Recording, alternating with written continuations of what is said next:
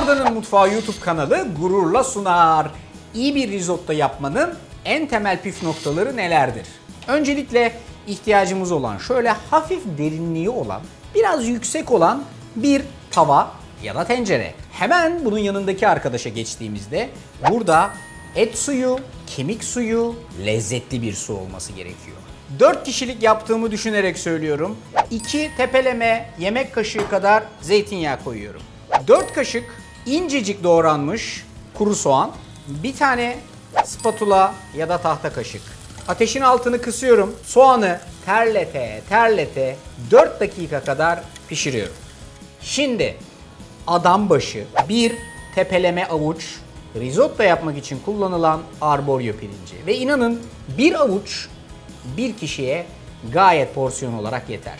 Ortalama böyle 1-1,5 dakika kadar sürekli karıştırarak pirincimizi soğanla beraber kavurduk. Bu noktada işin içerisine beyaz şarap ya da üzüm sirkesi giriyor. Ortalama çay bardağı kadar beyaz şarap ya da üzüm sirkesini koyuyorsunuz. Görüyorsunuz ki sıvısı hızlıca buharlaşıyor. Yavaş yavaş kremamsı bir kıvama geliyor. Risotto yaparken her seferinde sadece alması gerektiği kadar sıvı ekleyeceksiniz ve coslatacaksınız. Böyle ekleyeceksiniz, karıştıracaksınız. Normal şartlarda 6 ila 10 kere arasında sıvı eklemeniz lazım. İyice her şeyi çeksin diye. Bak çekiyor. Görüyor musunuz kremamsı kıvamı? Çekti mi? Bir kepçe daha ekliyorsunuz. Ve bu işleme ardı arkasına devam ediyorsunuz.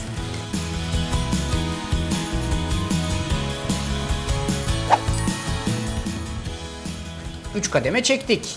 Suyunu iyice çekti. Şu an 4.'yü ekliyorum.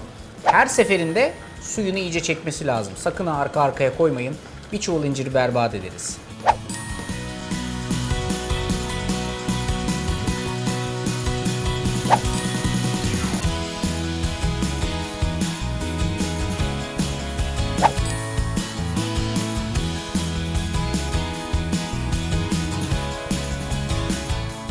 Şu ana kadar 7 kere su çektim. Bu 8.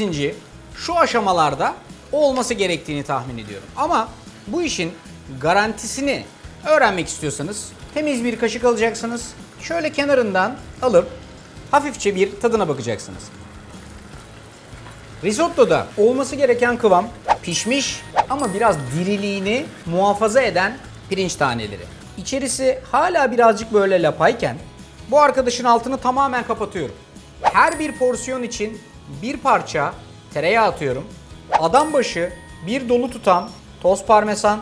Ateşi kapattıktan sonra 9. kepçe su içine gidiyor ve her şeyi şöyle güzelce karıştırıyorum. Baharatları da artık şimdi koyabilirim. Adam başı bir tutam tuz. İsterseniz karabiber, beyaz biber hepsi olur. Şöyle güzelce bir karıştırıyorum. Bak kıvamı görüyorsunuz değil mi? Az sonra her şeyin toplandığını, hafiften olması gereken bir kıvama doğru geldiğini göreceksiniz. Ne zaman? Bu arkadaşın kapağını kapatıp 5 dakika kadar kendi halinde dinlendirdikten sonra. 5 dakikanın sonunda hal ve gidişat böyle yine sulu geldiğinin ve böyle fazlaca kıvamlı gibi gözüktüğünün farkındayım ama yemelik kıvamda bir risotto tas tamam böyle olmalı. En son olarak servis ederken birkaç damla zeytinyağı gezdiriyorsunuz şöyle. Şöyle de birazcık parmesan peyniri. İşlem tamam. Bu bazı doğru yaparsanız dışarıdan böyle güzel türkü sesleri de gelse kimse sizi tutamaz. Bir tadına bakalım. Çok net. Mükemmel bir kıvamda. Islak, lezzetli, doygun. Güzel risottolar artık hayal değil. Gel Berşan gel. Gel. Gel annem gel. Gel. Gel sen de ye gel. Gel. Gel. Olmuş mu? Ha? Karabiber de istiyor bence. İlla bir şey atacak. Tane. Tamam siz karabiber de koyun fazlasıyla. Biz fotoğraf çekiyoruz. Hepinize afiyet olsun. Buyurun.